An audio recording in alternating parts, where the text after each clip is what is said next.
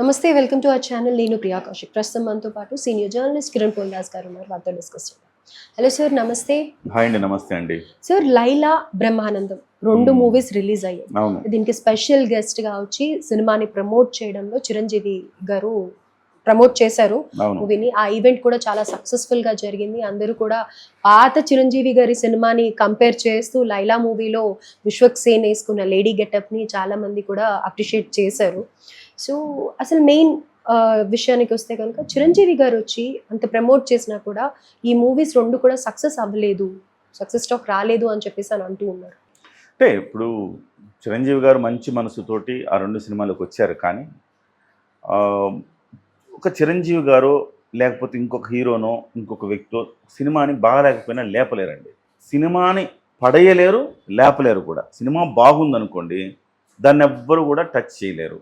బాగుంది అంటే ఆటోమేటిక్గా సినిమా హిట్ అవుతుంది. బాగలేదనుకోండి, మీరు ఎంత జాకీలు పెట్టి లేవినా అది లేవదు అది. సో ఆటోమేటికల్లీ మనకి తెలిసిన పరిణామం అది. ఇప్పుడు ఉదాహరణకు పుష్ప చూసాము. పుష్ప మీద కూడా నెగిటివ్ బాగా వచ్చింది కదా. అయినా సినిమాలో కొన్ని సీన్స్ బాగున్నాయి. ఆ సీన్స్ను బట్టి సినిమా లాగేసింది. వాస్తవానికి కేవలం 4-5 సీన్స్ బ్రహ్మాండమైన సీన్స్ రాసుకున్నారు. ఆ బ్రహ్మాండమైన సీన్స్ మధ్య జస్ట్ కథనం రాసుకున్నారు, లాగిపడేశారు అంతే. పుష్పలో కూడా పెద్ద స్టోరీ కథనం ఏమి గందరగోళాలు ఏం లేవు. కానీ సినిమా అలా ఉన్నా కానీ సినిమా జనంకి ఇష్టపడ్డారు కాబట్టి జనం దాన్ని ఎన్ని విమర్శలున్నా ముందుకు తీసుకెళ్లారు. కానీ ఒక మంచి సినిమా వ్యవస్థ ఎలా ఉండాలి, ఎట్లాంటి వ్యవస్థను మనం నిర్మించుకోవాలి, పిల్లలకు ఒక ఇన్స్పిరేషన్ ఇచ్చిన సినిమా గేమ్ చేంజర్. దాన్ని మనం ముందుకు తీసుకెళ్లాలనుకునే జనానికి నచ్చలేదు, పోయింది. సార్, నచ్చలేదు అంటే థియేటర్స్ మటుకు నచ్చలేదేమో, ఓటీటీలో రఫాడించేసింది. ఓటీటీలో బాగా ఆడుతుంది అంటే నేను అంటున్నది ఏంటంటే నెగిటివ్ టాక్ వచ్చింది. పైగా ఏంటంటే కొంత జనానికి కూడా సెకండ్ హాఫ్లో జనం కూడా అంత ఇంప్రెస్ అవ్వలేదు. శంకరు అంత డైరెక్షన్, రామ్ చరణ్ అద్భుతంగా చేసినా కానీ శంకర్ దాన్ని పూర్తిగా పాడు చేసింది శంకర్ అని చెప్పాలి. కొన్ని సన్నివేశాలు సంబంధం లేకుండా నడవడం ఇవన్నీ ఉంటాయన్నమాట. సో నేను చెప్పొచ్చేది ఏంటంటే సినిమా ఎంత మంచి సినిమా అయినా జనానికి నచ్చలేదంటే ఒక్కసారి దాన్ని మనం ఎంత లేపినా లేవదు. చిరంజీవి రానివ్వండి, అమితాబ్ బచ్చన్ రానివ్వండి, ఎవరు రానివ్వండి, సినిమాని ఒంటి చేత్తో లేపడం అనేది ఎవరి వల్ల కాని పని. సో ఇవాళ చిరంజీవి వచ్చినా ఆ ప్రదేశంలో ఆ ప్లేస్లో అమితాబ్ బచ్చన్ వచ్చినా లేకపోతే రజనీకాంత్ వచ్చినా ఆ సినిమాలు అంతే. సినిమాల్లో దమ్ము లేదు. లైలా సినిమా ఎలా తీయకూడదు అని చెప్పడానికి ఉదాహరణ అని చెప్తున్నారు చాలామంది. ఇంత రొడ్డకొట్టుడు రొటీన్ సినిమాలు జనం చూడడం మానేశారండి. అన్ని కోట్లు పెట్టి ఎలా తీస్తారు సినిమాలు? ఓటీటీల్లో చూడండి ఒకసారి ఎట్లాంటి సినిమాలు వస్తున్నాయో. చిన్న సినిమాలు వచ్చి రఫాడించేస్తున్నాయి మీరు అన్నట్టు. సో ఇప్పుడు చాలా ఒళ్ళు దగ్గర పెట్టుకొని తీయాలి. సినిమా థియేటర్ దాకా జనం రావాలంటే ఒళ్ళు దగ్గర పెట్టుకొని తీయాలి. చిరంజీవి గారు కూడా మారాల్సిన అవసరం ఉంది నాకు తెలిసి. ఎందుకంటే ఇక్కడ నాకు ఐ హావ్ సమ్ క్వశ్చన్.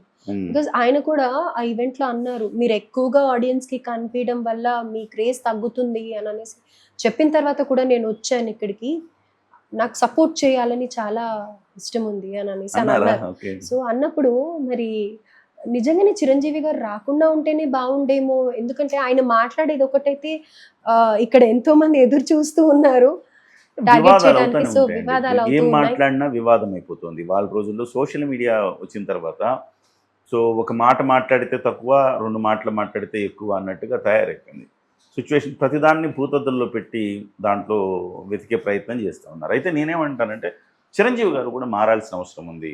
ఏ విషయం? చిరంజీవి గారు ప్రతిదానికి ఎంత అందరివాడైనా, ఎంత మంచివాడైనా, ఎంత అంటే అంత మెగాస్టార్ అయినా కానీ ఎదిగిన కొద్దీ ఒదిగి ఉండాలన్న ప్రిన్సిపల్ ఆయన ఎంత అమలు చేసుకుంటున్నా కానీ ఇలాంటి సినిమాలకి ఆయన గెస్ట్గా రావడం అనేది తగ్గించాల. అలా తగ్గించకపోవటం వల్ల ఒకటి ఆయనకి వ్యక్తిగతమైన ఇమేజ్ డ్యామేజ్ అవుతుంది.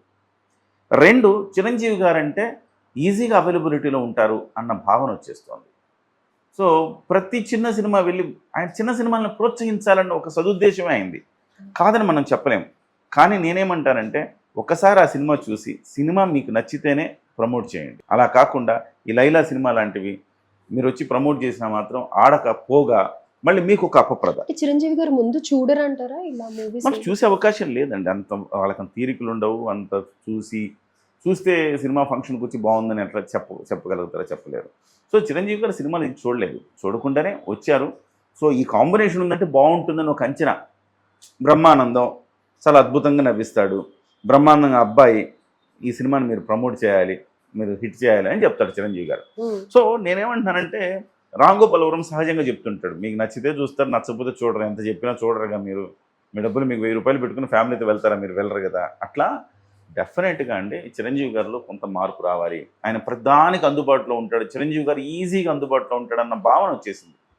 అది కరెక్ట్ కాదు. ఆయన మెగాస్టార్, ఆయన కలవాలంటే ఒక స్టేచర్ ఉండాలా, ఆయన కలవాలంటే ఒక అవకాశం, ఆ అవకాశం ఎప్పుడు వస్తుందా అని ఎదురు చూడాలా. అలాంటి దగ్గర నుంచి చిరంజీవి గారు ప్రతి సినిమా ఫంక్షన్కి వచ్చేస్తుంటే చిరంజీవి గారు పలుచనైపోరు. ఫస్ట్ థింగ్ అలా పలుచనైపోవడం. రెండోది ఆయన ఏం మాట్లాడినా దాన్ని తీసుకొని చిరువలు పొలువులు చేసి ఆయన ఇమేజ్ని డ్యామేజ్ చేయడం, ఈ రెండు. మూడోది ఇలాంటి అపప్రద, చిరంజీవి వచ్చాడు అయినా సినిమా పోయిందని అపప్రద. ఈ 3 రీజన్స్ మనకు స్పష్టంగా కనపడుతున్నాయి.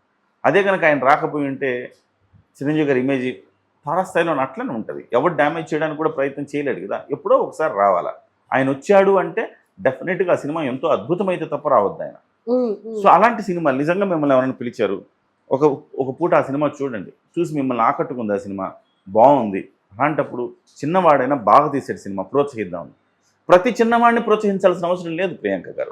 నేనేమంటున్నా అంటే టాలెంట్ లేకుండా వాడెవడో డబ్బులు పెట్టాడు, వీడెవడో తీసేసాడు అనుకుందాం, ఆ చిన్న సినిమా కదా మనం ప్రోత్సహించాలి ఎందుకు అనుకోవాలి, ఎందుకు జనం అనుకోరు కదా అట్లా. మీకు దమ్ము ఉండాలి సినిమాలో, అలాంటి దమ్మున్న సినిమాలని మీరు ఎంకరేజ్ చేయండి అంటాను నేను. దమ్ముంది అయినా పబ్లిసిటీ లేక పడిపోయింది అనుకోండి, అప్పుడు చిరంజీవి గారు అవసరం ఉంది. దమ్ముంది సినిమాలో, ఆడే కంటెంటే, కానీ పబ్లిసిటీ లేదు, దానివల్ల పడిపోతాయి సినిమాలు. అలాంటి సినిమాలకి చిరంజీవి గారు తోడైతే విజయాలకు వెళ్తాయి. అసలు దమ్మే లేదు, చిరంజీవి గారు కాదు కదా, రాష్ట్రపతి వచ్చినా లేకపోతే మన ప్రధానమంత్రి నరేంద్ర మోదీ వచ్చి చెప్పినా కానీ అవ్వదు. సో కాబట్టి చిరంజీవి గారి విషయాల్లో కొంచెం జాగ్రత్త వహించాల్సిన అవసరం ఉంది. నేను చెప్పిన ఈ 3 రీజన్స్ని గుర్తుపెట్టుకోవాలి. గుర్తుపెట్టుకుని చిరంజీవి గారు సినిమా ఫంక్షన్లకు రావడం తగ్గించాలి. ఏ సినిమా అయితే అద్భుతంగా ఉందో మీరు ముందు చూసి ఆ తర్వాతే ప్రమోట్ చేయండి. ఇది నా విన్నపం అనండి, లేకపోతే సూచన అనండి. సో పెద్ద ఆయన అనవసరంగా వచ్చి ఆయన ఎవరెవరో ఏదేదో అంటుంటే వాళ్ళ అభిమానులు చూసి తట్టుకోలేకపోతున్నారు. అది కూడా సోషల్ మీడియా ఆయన సరదాగా మాట్లాడినా కానీ దాన్ని ఇష్యూ చేస్తున్నారండి. ఆయన ఏంటంటే ఎంటర్టైన్మెంట్ రంగం నుంచి వచ్చిన వ్యక్తి. ఆయన ఏమనుకుంటాడు, సభ అయినా సినిమా అయినా నలుగురిని నవ్వించాలని తాపత్రయపడతాడు. ఆ నవ్వించే తాపత్రయంలో సరదాగా ఫన్నీగా చెప్పచ్చు. వాళ్ళ తాతగారి గురించి చెప్పాడు మొన్న, మా తాతకి ఎవరి లక్షణాలు వచ్చినా మీ తాతగారి లక్షణాలు నీకు రాకూడదురా అనేవారు. దానికి చాలా కాంట్రవర్సీ చేశారు. సో మా తాతగారు ఇంకోటి అంటే లైక్ ఏంటంటే ఫ్యాన్స్ అని కాదు, ఎవరైనా కాదు, ఇన్ జనరల్ గా చూస్తే చిరంజీవి గారు అలా మాట్లాడడం ఎవరు ఎక్స్పెక్ట్ చేయలేదు. తాతగారి ఫోటో చూపించిన దాంట్లో ఫన్ క్రియేట్ చేసే ఉద్దేశంతో మాట్లాడతారండి. ఆయన హీజ్ ఎంటర్టైనర్, మెగా ఎంటర్టైనర్ ఆయన. సో ఆయన మాట్లాడితే ఆయనకు ఒక టైమింగ్ ఉంటుంది. ఆ టైమింగ్లో ఆయన మాట్లాడడం, ఆయన చేసే చిన్న చిన్న ఫన్నీ డైలాగులు ఇవన్నీ కూడా పేలుతాయి బాగా. అందుకోసం అందరినీ నవ్వించాలన్న తాపత్రయంతో చేస్తాడు తప్ప అదేదో ఆయన ఒక కంప్లైంట్ చేసినట్టు, ఫిర్యాదు చేసినట్టు, లేకపోతే ఒక విమర్శ చేసినట్టు చేయడు. ఎప్పుడు నవ్వుతూ అంటాడు ఒక మాట. ఆ టైమింగ్ రాంగ్ టైమింగ్ అయిందేమో అని అనిపిస్తుంది. మనం రిసీవ్ చేసుకునే దాంట్లో ఉంటుందండి. ఆయన సరదాగా అన్నాడు, పాత రోజుల్లో ఎవరికి లేవండి, పాత రోజుల్లో 2 పెళ్ళిళ్ళు 3 పెళ్ళిళ్ళు. అదే ఆయన ఊహించలేదు, అది ఆయన ఊహించలేదు. సో అది పవన్ కళ్యాణ్ వేరు, ఆయనది వేరండి. మీరు పవన్ కళ్యాణ్ గారు ఒక పెళ్లి తర్వాత చట్టబద్ధంగా విడాకులిచ్చి ఇంకో పెళ్లి చేసుకున్నారు. వాళ్ళ తాతగారు ఆయన విషయం చెప్పింది అలా కాదు, ఏకకాలంలో 2 భార్యలు మెయింటైన్ చేశాడు. ఇద్దరు భార్యలు ఉండేవారు. సో ఇంకొక చోట కూడా ఆయన ఇంకొకరితో కూడా రిలేషన్ ఉండేది అన్నట్టు చెప్పుకొచ్చాడు. ఇది చట్ట విరుద్ధం. అది పవన్ కళ్యాణ్ గారు ఏం చేసినా చట్టబద్ధంగానే చేశాడు. ఎట్లా కంపేర్ చేస్తాం మనం, చేయలేం కదా. సో నేనేమంటానంటే చిరంజీవి గారి విషయంలో కొంత ఆచితూచి వ్యవహరించాల్సిన అవసరం ఉంది. సినిమా ఫంక్షన్కి వెళ్ళొచ్చు, కానీ